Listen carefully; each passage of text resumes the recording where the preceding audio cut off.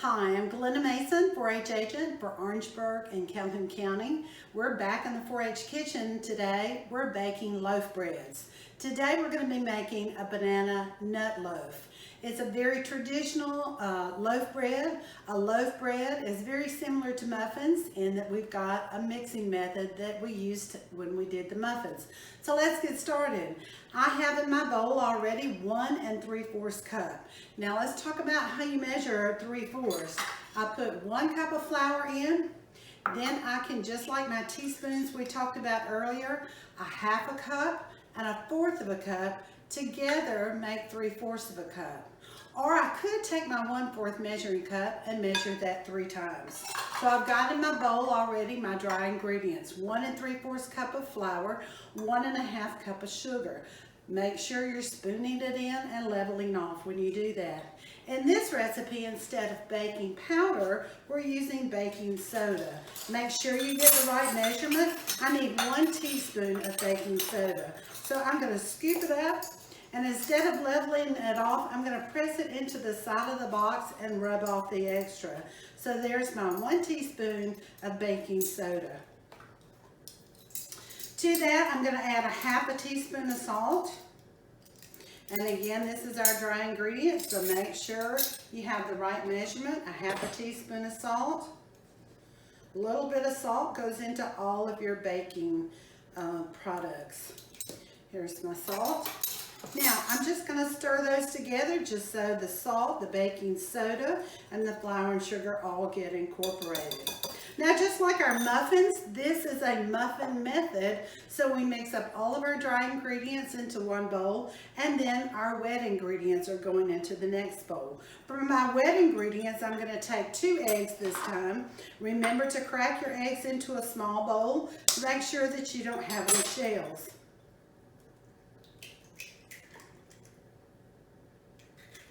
Okay, there's 1 egg. Take it in your hand, hold it, take a knife and give it a good whack. Crack it into a separate bowl, again, so you don't see if you have any shells. Don't want to be crunching down on shells while you're eating banana nut bread. And I place it in there. I've got my 2 eggs in here, and then I'm going to put a 1/2 cup of vegetable oil. And I measured that in my liquid measuring cup. I've got 2 bananas that I have mashed together with a fork. That's going into my wet ingredients. And by the way, if you have overripe bananas, this is the perfect thing. Instead of throwing out your bananas, you can simply use them in this recipe. In fact, I've got 4 bananas here that look kind of very mushy. What I'm going to do is I peeled them, I put them on this baking sheet, I'm going to freeze them, put them in a Ziploc bag, and then whenever I want banana nut muffins, banana bread, I simply take them out of the freezer and thaw them out. That's a good way to reuse things so that you're not wasting your ingredients. I've got my 2 eggs, my 2 bananas mashed up, a 1/2 cup of vegetable oil. Now, I'm going to take to that 3/4 of a cup of my buttermilk. Now, in your ingredients, there are some things about buttermilk. I don't buy buttermilk, but I've given you a substitution. So I take a 1 cup measuring cup, I fill it up with a tablespoon of lemon juice, I pour the rest of it up to 1 cup with milk, and I let it sit for 5 minutes. You get my other measuring cup out of here because it makes 1 cup, but I only need a 1/4 of a cup. So you can take a 1/4 of a cup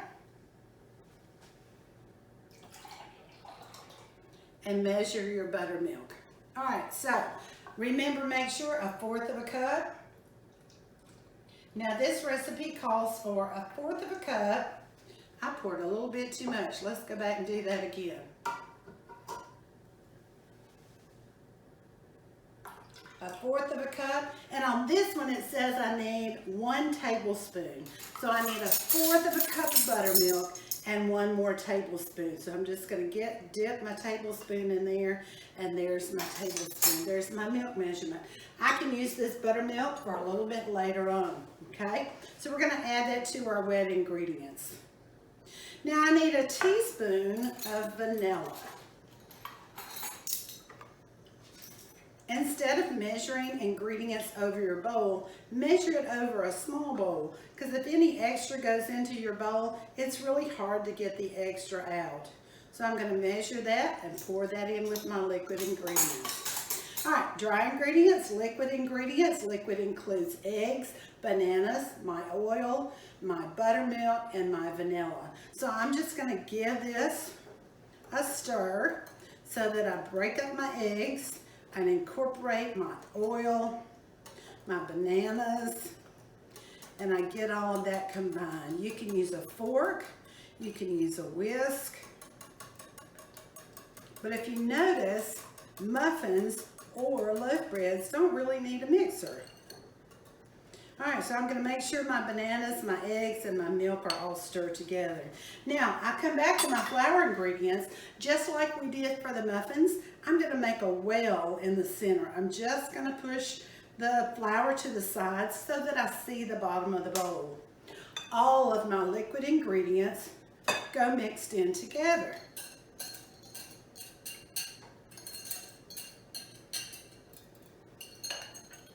And just like our muffins, I'm going to stir this just until it's moistened and I don't see any flour mixture. So scoot around the sides of the bowl, bottom of the bowl. Make sure you get all your flour moistened.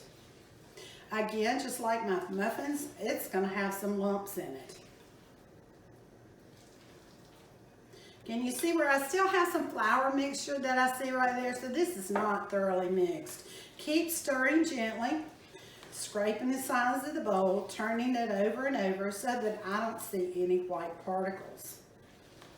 So I want it to be moistened, getting that flour thoroughly incorporated.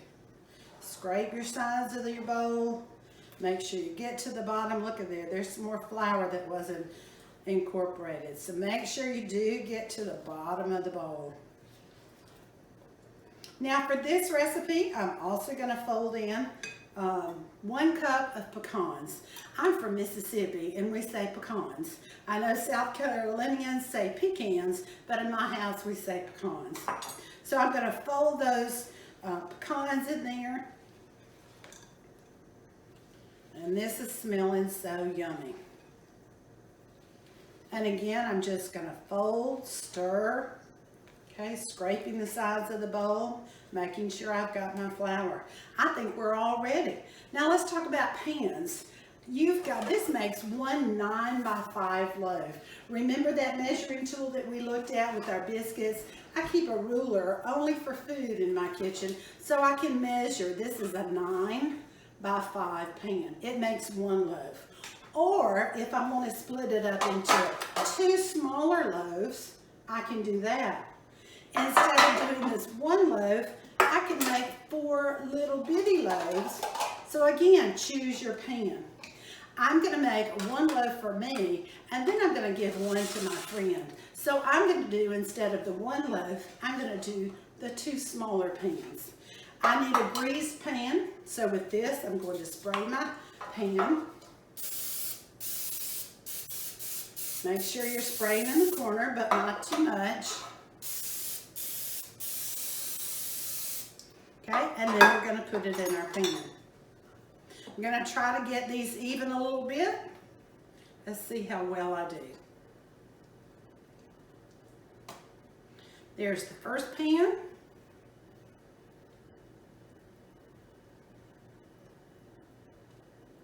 There's my second pan.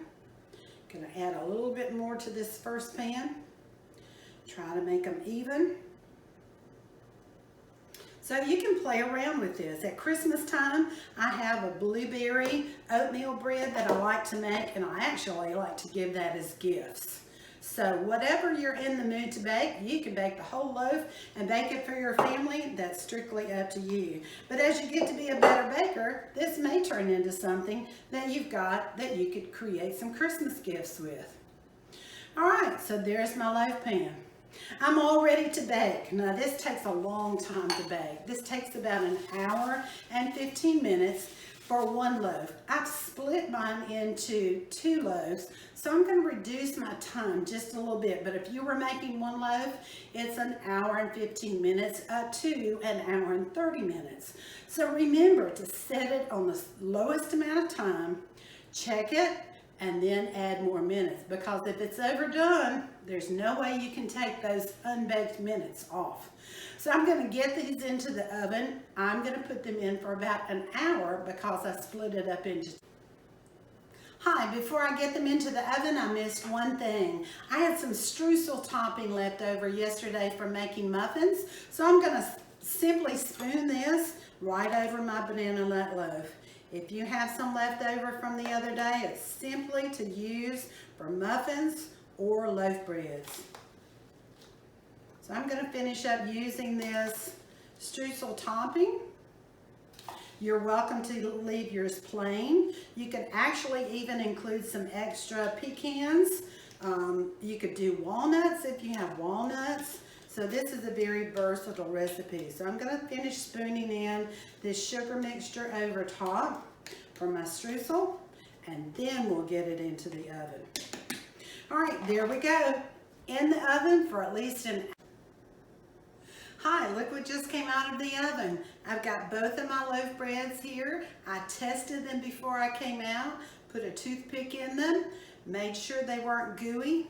These were actually baked in about 50 to 55 minutes instead of the regular hour and 15 minutes to an hour and a half if you did the whole loaf. So when you're dividing up pans, make sure you reduce the time. Remember always to set it on the lowest amount of time and then check it, because you can't undo once it's been overbaked. I'm letting my pan sit for about 15 minutes, and as you can see, I've already taken one out of the oven. And I don't know about you, but my kitchen smells really good, so I'm ready to slice into this and take a test. Have fun baking loaf breads. You've got several recipes if you don't want to make banana nut bread. And by the way, these could be also made into muffins, because muffins and loaf breads are very similar. So experiment around with some of the loaf breads that we've got, and have fun. See you next time.